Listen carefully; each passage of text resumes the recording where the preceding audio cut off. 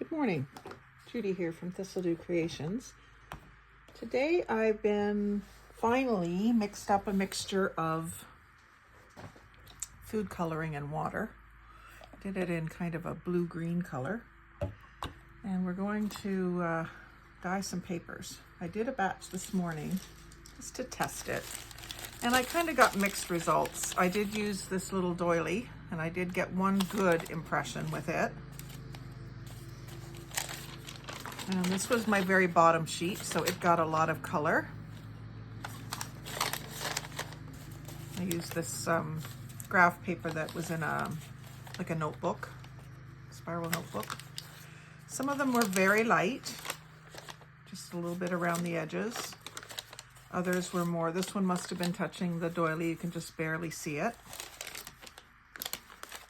They're wrinkled vertically, I could iron that out.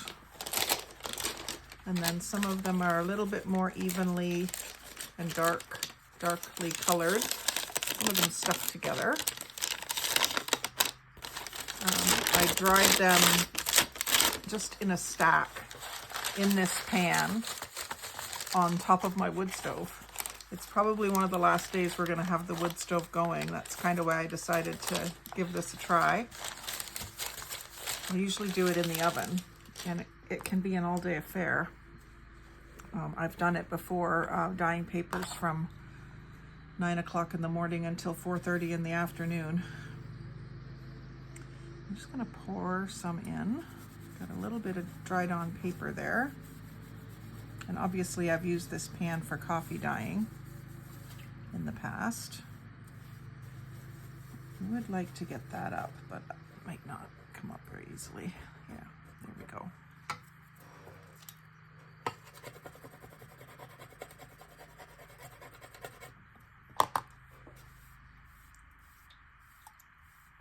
Get it off to the side. And I'm going to do some plain paper now, just some copy paper.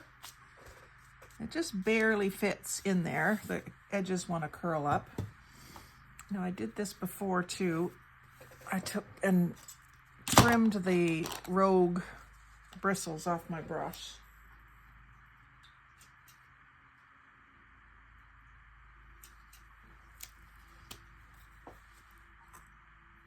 My brush just kind of barely fits into my jar.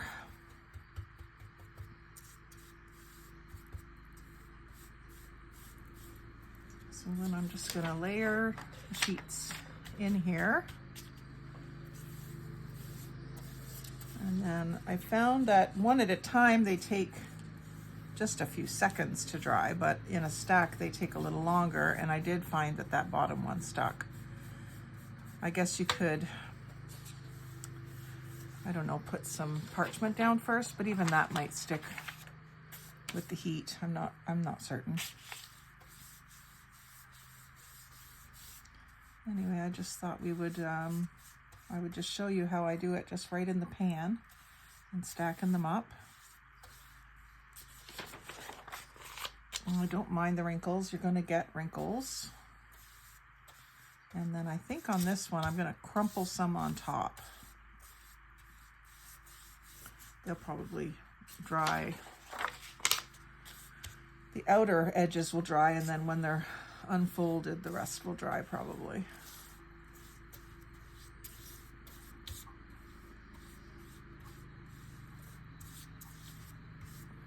Hubby and I did a quick cleanup around the house this morning. Carson's coming home, our son. He's 25 this year, and he lives in Ottawa, which is about 3 hours away. Coming home for Easter. We're having our main Easter dinner tomorrow, but his grandmother, Brian's mom, has her 85th birthday was yesterday, so we're going to go and see her as well today. So Brian and I are both just kind of keeping ourselves busy till he gets here. We're very excited to see him. We haven't seen him since Christmas, so that's hard on parents.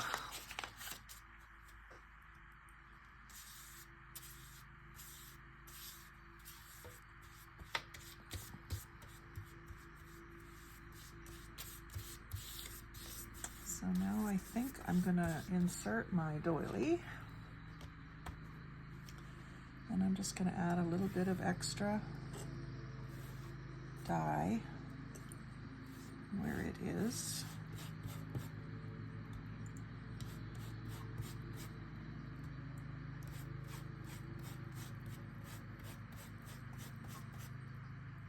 And I think if you let it dry like naturally overnight or however long it would take, you might get better impressions with the doily.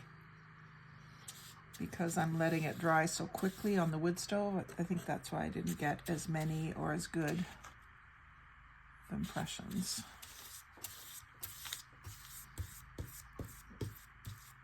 I've tried doing it with the doily, but you can't do it in the oven because the doily will melt.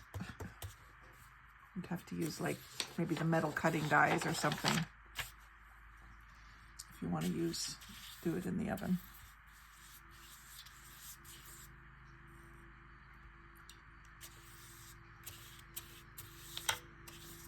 I have been intending to do this for a few years and just never tried using food color. And I've been looking for Easter egg dies because I see a lot of people using that, and I cannot find them in my area. None of the dollar stores, none of the supermarkets. Used to be a thing that you found every year, but I think that those plastic eggs that you fill have kind of taken over for traditional Easter egg dyeing, which is a shame. A real shame.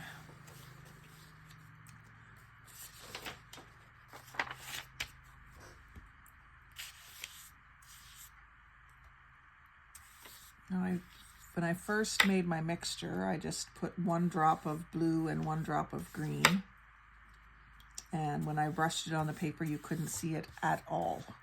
So I ended up in this little jar, which is, it doesn't say because it was a jar that had jingle bells in it, but it's about maybe a cup. I ended up putting 10 more drops of green and 12 more drops of blue. It still looks, in the jar it looks quite green, but as you can see on the paper it looks more aqua, which is what I'm going for.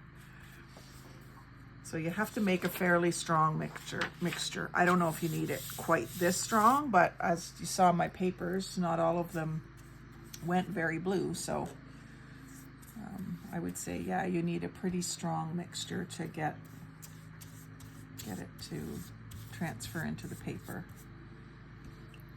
And I didn't watch a bunch of videos to get a bunch of hints. I just thought, I'm just gonna try it. I know someone said that they added vinegar, that Natasha from Treasure Books added vinegar, and I said I thought that the vinegar on Easter egg dyeing was to help it penetrate the shell of the egg. But it could be that it helps it stay. I don't know. Like I say, I didn't really research it. I just thought, well, I'm sitting here killing time today. I don't want to start a messy project. Well, this is pretty messy, or could be pretty messy, but I don't want to start a big project and get a whole bunch of things out. I just tidied my craft room the day before yesterday. Spent all day just, my craft room is my dining room right now. Spent all day just kind of making it more presentable and rearranging things, taking a few things out of the room. And so I thought I would just do something that I could stop any minute. If he happens to come along, we got a message saying it might be around 1 o'clock that he shows up, and it's 20 to 1 now. So we'll see.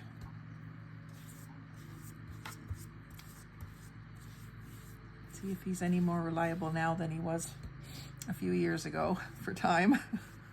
There was one day there that he was coming and he was like 8 hours later than he said he was going to be, and it was a whole thing. We get pretty uptight when we're so anxious to see him. I think I'm going to grab another doily to insert here.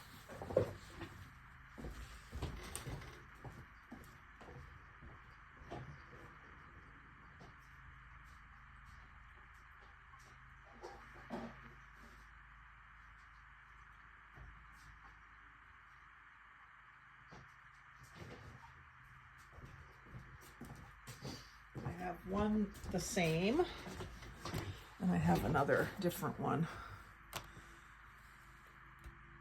I've got some ones that are aqua, and I don't want to use them because I don't want to discolor them. They're pretty. I think they're the same as the yellow ones. Yellow is not one of my favorite colors. I don't dislike it, but if I had to rank colors, it would be towards the bottom. I'll put this one up here. I'm hoping that it will go into the sheets below it, as well as one or two above it. We'll see. And I might not put this one on top of the stove. I might just leave it out on top of my hutch where it's going to get the heat from the wood stove, but not direct heat. I think that's why it's stuck. Maybe just leave it there overnight or for a day or two. I'm just going to wet the side of this other page before I lay it down, because I don't want it to suck all the moisture off of that doily.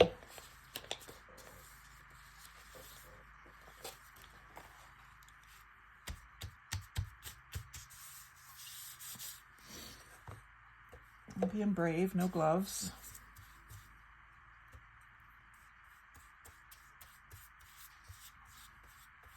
So far, so good. But if you're the type that gets paint everywhere and glue everywhere and would have your fingers all dyed, then wear gloves. And I'm going to put a little extra right where that doily sits.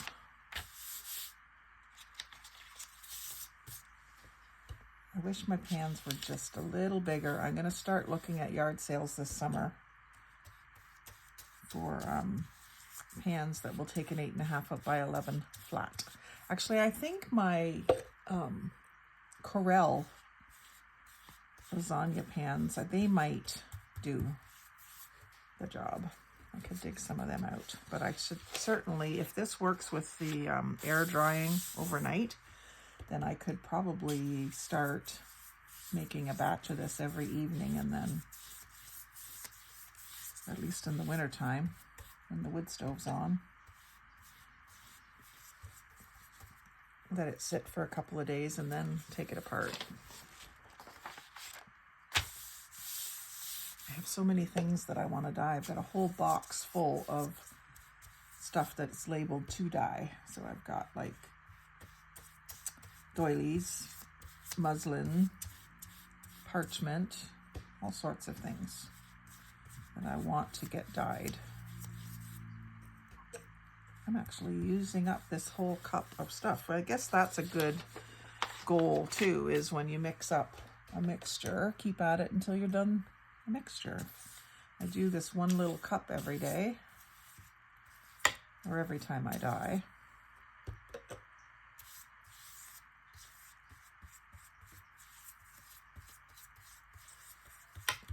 I think letting it dry faster might get me better color results. I'm sorry, letting it dry slower is what I meant to say. And like I said, this is just regular copy dye, copy paper.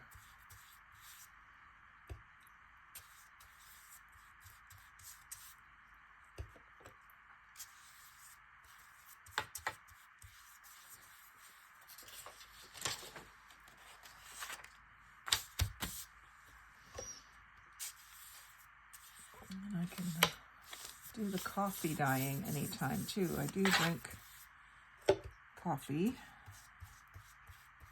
I like the smell of it.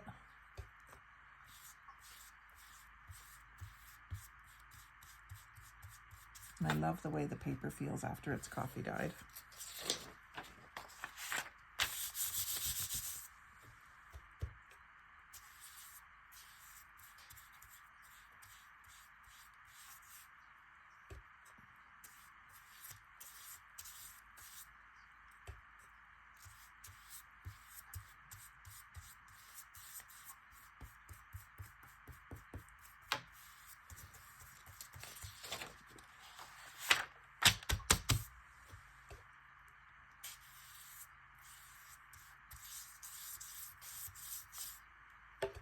I'm going to see my friend Joyce Clark out near Peterborough soon.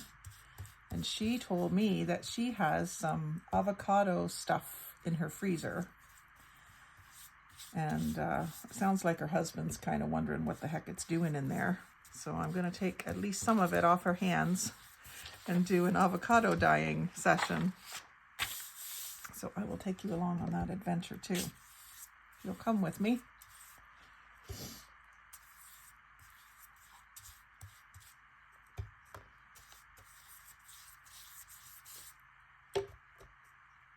Now let's put this white one in. Now the other two I put sort of off to the side, up in the corner. I think this one I'm going to put right in the middle. It could become a center page in a book. I often put a doily in the center of a book.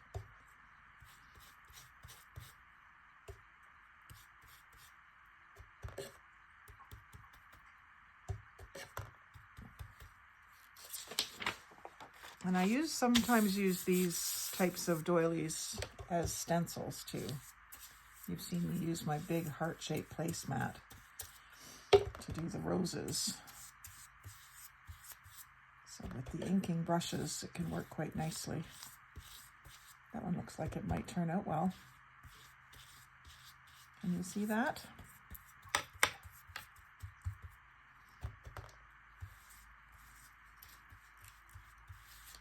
I'll just put a few more pages on top, hoping that that image continues to transfer.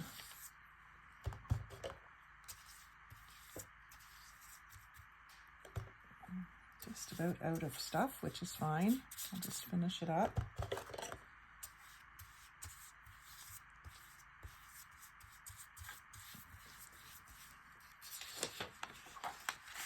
Just a couple more sheets.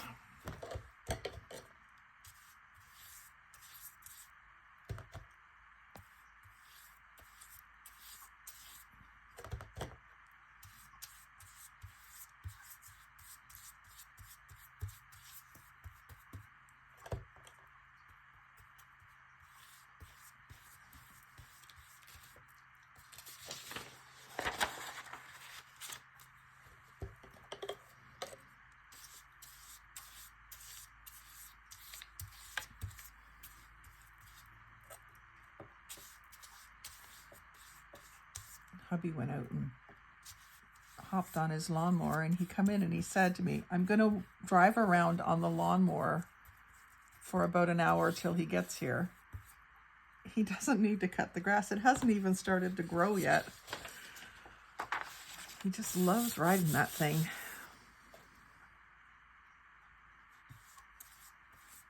Silly man.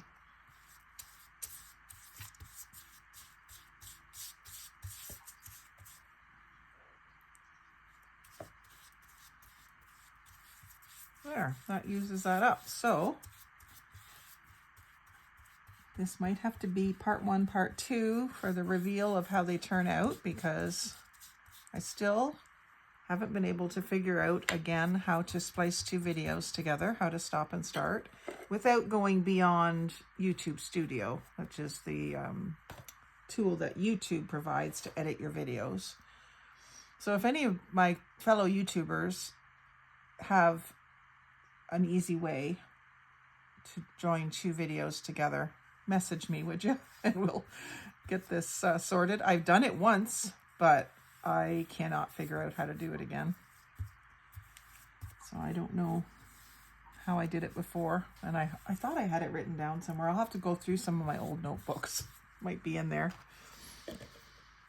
Anyway, thanks for joining along while I paint papers with watercolor, food color, and join me for the reveal of how they turned out.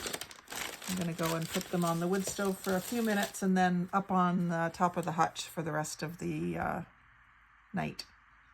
So thanks for watching. Like, comment, share, subscribe. Most of all, have a great day and happy crafting.